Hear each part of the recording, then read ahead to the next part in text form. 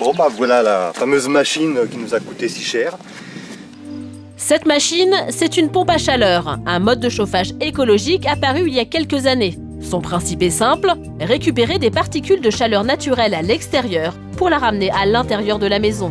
Marc et Caroline se sont laissés tenter. En plus d'aider la planète, des économies d'énergie, une facture d'électricité, enfin une facture de chauffage qui va baisser énormément par rapport au fioul ou au gaz, eh ben allons-y. En 2008, Marc et Caroline sautent le pas. Coût de l'opération, 16 000 €. Un investissement élevé, mais avec une déduction d'impôt de 40 %, le couple est persuadé de faire une bonne affaire. Ils ont vite déchanté. Elle ne fonctionne pas, tout simplement. Elle ne fait pas de chauffage. Elle n'arrête pas de se mettre en panne. Si on avait su, on a regretté. Hein. Oh là là là. On aurait mieux fait de se casser une jambe ce jour-là. Donc on arrive dans la chaufferie. Avec du recul, Marc et Caroline s'en veulent de ne pas avoir été plus méfiants. Les méthodes du technicien auraient dû leur mettre la puce à l'oreille. Il avait toutes les notices, il était sans arrêt pendu au téléphone, il prenait des petites notes, il faisait des petits croquis, il prenait une page, il revenait. On avait vraiment l'impression qu'il n'y connaissait rien du tout, quoi. C'était la première installation de pompe à chaleur qu'il faisait, c'est pas possible. Au bout du compte, la machine n'a jamais bien fonctionné. Les pannes se sont enchaînées. Le comble, c'est qu'au début de l'hiver, ils ont dû investir dans 3 poêles à pétrole à 200 € pièce. Très vite, le froid est rentré dans la maison. On s'est retrouvé à 15 degrés, voire 13 le matin. Donc moi, qui travaille beaucoup à mon bureau, j'étais sur ma chaise avec 3 pulls, mon polaire et puis un poêle à pétrole que j'avais dirigé sur moi. C'est pas vivable. Et puis on tombe malade, hein.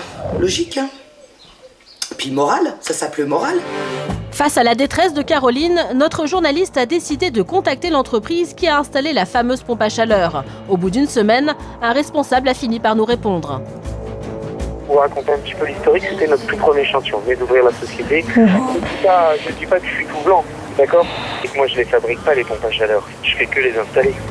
Le responsable se dédouane. D'après lui, tout serait la faute du constructeur. Résultat, à moins de porter plainte, Marc et Caroline sont dans une impasse. Voilà. Heureusement, je garde tout. Normalement, l'intérêt d'une pompe à chaleur, c'est qu'elle consomme peu d'électricité. D'après l'entrepreneur, la facture de Marc et Caroline n'aurait pas dû dépasser les 500 € par an. Mais à cause du mauvais fonctionnement, ils payent aujourd'hui 2 400 €, soit près de 5 fois plus. On va payer sur 2 mois et 3 mois, on paye ce qu'il nous avait dit qu'on paierait à l'année, quoi. On a payé cher pour pas avoir de chauffage en plus. En plus, pour pas avoir de chauffage. Heureusement, on a toujours de l'eau chaude. Le couple a bien pensé à porter plainte, mais les délais et le coût d'une procédure les ont découragés. Pour préserver l'environnement ou faire des économies, de plus en plus de Français disent oui aux énergies renouvelables. Un marché juteux qui attire toutes les convoitises. Des entreprises les plus sérieuses aux charlatans opportunistes qui veulent leur part du gâteau. Ces individus peu scrupuleux, on les appelle les éco-délinquants. Thierry, 40 ans, en a fait les frais. Bonjour. Salut. Ça va? Ça va bien. Oui. Oh là là. Son amie Christine a suivi toute l'histoire. Il y a 2 ans, Thierry a accepté une offre alléchante suite à un coup de fil. Une société proposait de lui installer des panneaux photovoltaïques. L'affaire semblait intéressante, fabriquer de l'énergie propre pour la revendre à EDF. De quoi arrondir ses fins de mois. Thierry accepte. Aujourd'hui, il s'en mord les doigts. J'ai eu des fuites tout l'hiver, j'ai l'installation qui n'est pas conforme. Ça devait être étanche, qui devait tout faire. À chaque fois, ils s'engagent, ils reviennent et voilà, c'est pire qu'avant, quoi. Une installation hasardeuse des panneaux qui a abîmé le toit. Résultat, au lieu de gagner de l'argent, Thierry accumule les dépenses. Dans ce cas-là, franchement, tu es dégoûté de l'écologie et ça coûte très cher parce que là, du coup, il n'y a plus de motivation à garder ce genre d'installation, quoi. D'accord, l'écologie coûte plus cher. Là, je suis débordé, là. C'est plus à peine de parler d'écologie pour un petit moment, quoi. Hein. Christine est révoltée par les méthodes de cette entreprise. Pour les piéger, elle a donc accepté de se faire passer pour une cliente potentielle. En caméra cachée, nous avons filmé sa discussion avec un commercial de la fameuse société. Et vous allez voir, son discours est bien rodé. En réalité, c'est un placement financier. Oui. Le photovoltaïque.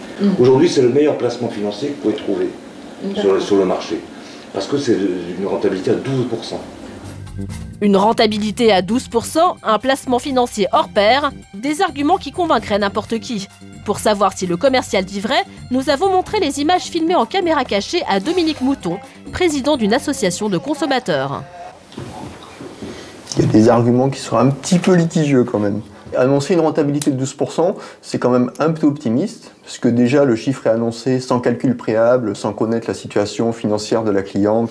Donc prétendre que c'est le jackpot financier qui va tout balayer, c'est quand même un peu optimiste. Le commercial va maintenant parler prix d'achat. Là encore, il va servir à Christine une technique de vente plutôt habile. Ça coûte 22 000 €. Posé. Fini, de A à Z.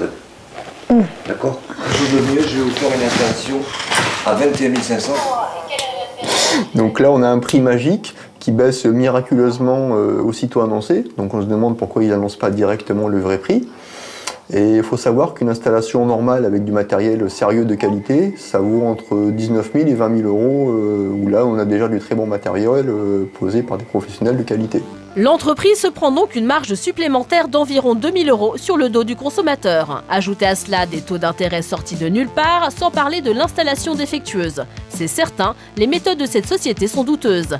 Mais alors, comment éviter les arnaques? Dominique Mouton nous donne quelques conseils. Le premier conseil, c'est de prendre le temps et de surtout pas se précipiter sur la première annonce, signer de suite, spécial promo. Vous vous engagez quand même pour une somme non négligeable, pour une installation qui va être posée sur votre toit pendant plus de 20 ans. Donc ça vaut la peine d'y réfléchir un petit peu avant de se lancer.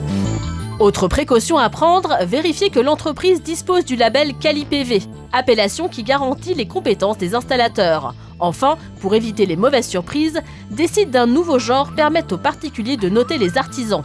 Avant de contacter une entreprise, il suffit de lire les commentaires pour savoir à qui on a affaire. Mais rassurez-vous, la majorité des professionnels sont consciencieux. Il vous suffit juste d'ouvrir l'œil.